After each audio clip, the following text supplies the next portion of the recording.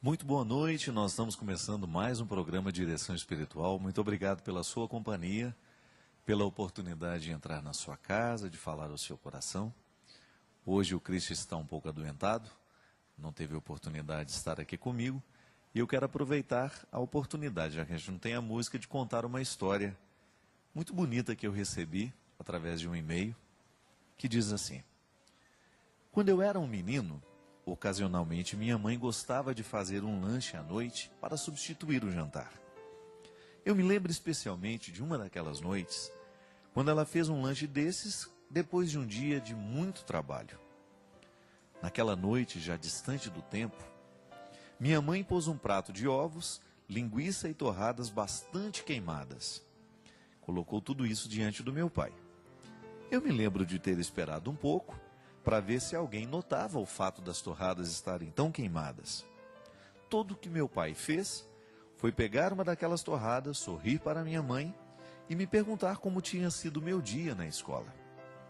Eu me lembro do que respondi. Eu não me lembro do que respondi, mas me lembro de ter olhado para ele, lambuzando aquela torrada toda queimada, com manteiga e geleia, e comendo todo satisfeito.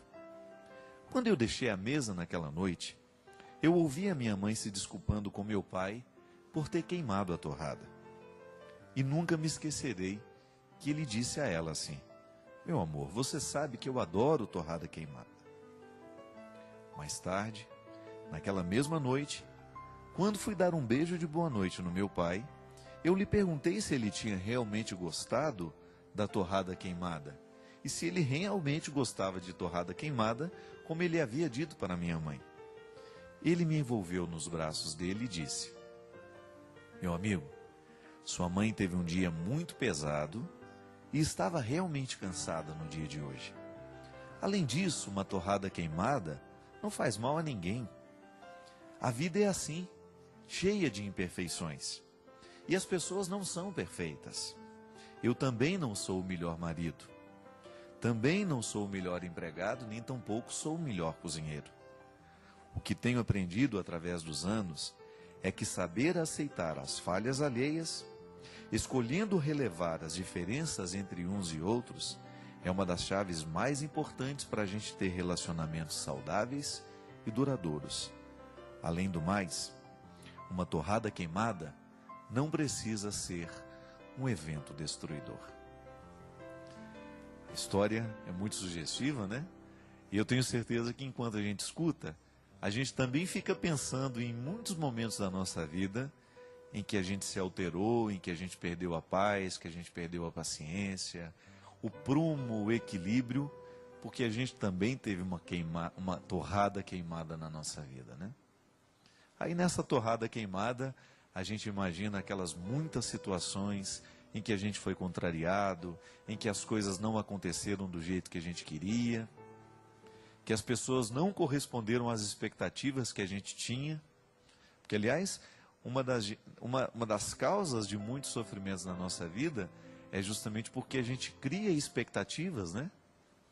A gente não aceita a vida ser como ela é.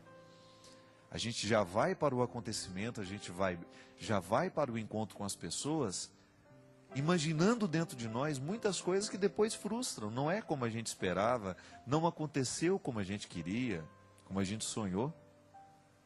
E muitas vezes a vida não vai ser mesmo do jeito que a gente esperava. As pessoas não vão agir como a gente esperava que elas poderiam ter agido.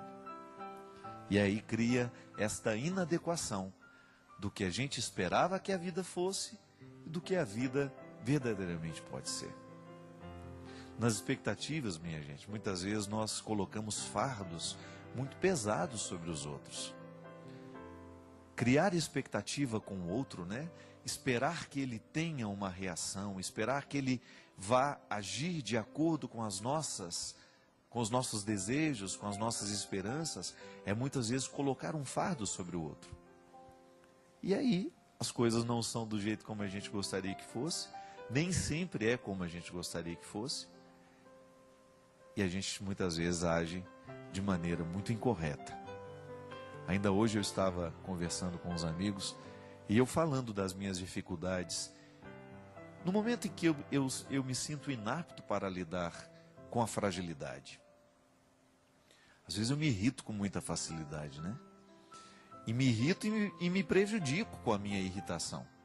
Porque o primeiro a ser prejudicado com a nossa irritação é o nosso organismo, né?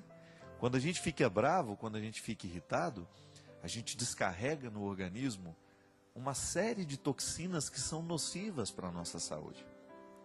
É por isso que os especialistas em saúde, né, os médicos que cuidam geralmente da nossa saúde numa visão um pouco mais global, sempre vão aconselhar que a gente diminua todas aquelas atividades que causam muito estresse em nós.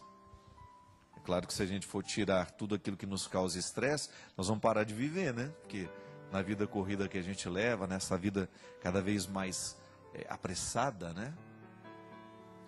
Nós vivemos um tempo de muita pressa, de muito estresse, de muita expectativa.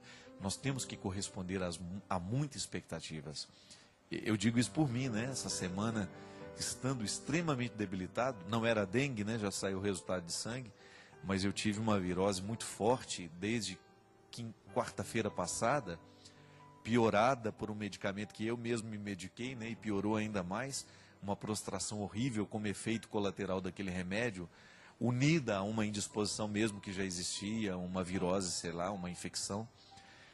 Mas eu pude experimentar na minha carne, durante esses dias, o quanto é triste a gente ter que cumprir uma agenda sem ter condições.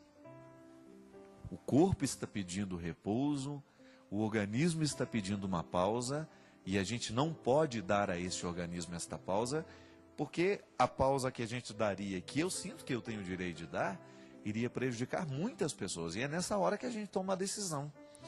Eu vou fazer todo o esforço para estar lá na hora do evento, para dar conta do recado, mas no momento em que eu não estou no evento, eu quero criar o meu estado de repouso e de descanso para eu poder dar conta de lá. Mas aí a gente vê o quanto que nem sempre as pessoas são compreensivas com você. O quanto é difícil você corresponder à expectativa daqueles que lhe esperam. Isso não é só para mim, é para você também. Quantas vezes na sua vida você teve que dar conta de um compromisso não estando bem, e as pessoas que estavam ali também não eram capazes de compreender que você não estava bem? Às vezes o máximo que você poderia oferecer, que podia oferecer, era uma torrada queimada, né? Foi o que você deu conta de fazer na vida. O que você conseguia fazer naquele momento era uma torrada queimada. Mas o outro esperava muito mais de você. E tudo isso nos angustia, porque nós nos enchemos dessas expectativas. A gente também não fica feliz quando a gente não consegue dar o nosso melhor. Mas aí a gente também descobre que tudo passa, né? Passou a semana, passaram os eventos, e agora? Como é que nós podemos voltar a administrar a vida de um jeito que nós possamos administrar melhor, que nós possamos diminuir um pouco essas expectativas que nós temos, para a gente também viver com um pouco mais de serenidade o momento em que a torrada estiver queimada. A gente controlar um pouco, né, as nossas ansiedades, melhorar um pouco mais a nossa paciência mesmo com os outros, com a gente mesmo, para que no momento que a gente se deparar com a torrada queimada, a gente saber ser feliz do mesmo jeito. Essa história é muito sábia, né? Este homem que no momento em que percebeu que a esposa estava cansada demais, que não foi um erro porque ela quis, ele resolveu dizer que ele gostava muito de torradas queimadas. Para quê? Para não deixar a culpa no coração do outro, que não soube fazer ou que não deu conta de fazer o que precisaria ter sido feito. É assim que a gente vai crescendo, minha gente. Quando nós vamos descobrindo que há sempre um caminho a ser trilhado para que a gente possa ficar mais tolerante, para que a gente possa ficar mais amável, né? Quem sabe, com as pessoas que estão do nosso lado. A gente saber dosar, né? O que o outro pode nos oferecer, daquilo que a gente espera que ele venha nos oferecer. A gente ter essa consciência, essa clareza, essa maturidade, né? É maturidade, é questão de maturidade. A gente acolher a vida como ela está sendo, com tudo aquilo que a gente tem, com tudo aquilo que a gente não tem, saber o que nós podemos melhorar no dia de hoje, mas também saber aquilo que não pode ser melhorado e que vai precisar esperar o dia de amanhã. Essa serenidade, essa tranquilidade que vai nos dando condições de sermos felizes mesmo quando as coisas não acontecem do jeito que a gente espera.